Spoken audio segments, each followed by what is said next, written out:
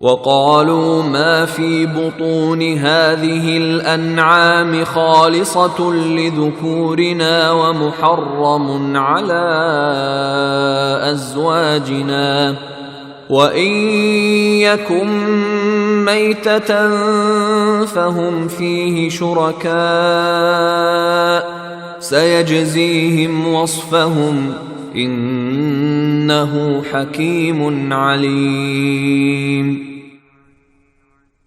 نیز وہ کہتے ہیں کہ ان خاص چوپایوں کے پیٹ میں جو بچے ہیں وہ صرف ہمارے مردوں کے لیے مخصوص ہیں اور ہماری عورتوں کے لیے حرام ہے، اور اگر وہ بچہ مردہ پیدا ہو تو اس سے فائدہ اٹھانے میں سب مرد و عورت شریک ہو جاتے ہیں۔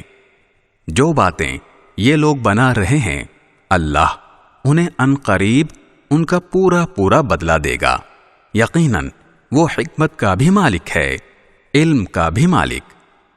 قد خسر الذين قتلوا أولادهم سفها بغير علم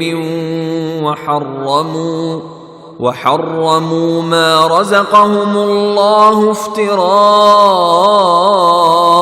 على الله قد ضلوا وما كانوا مهتدين۔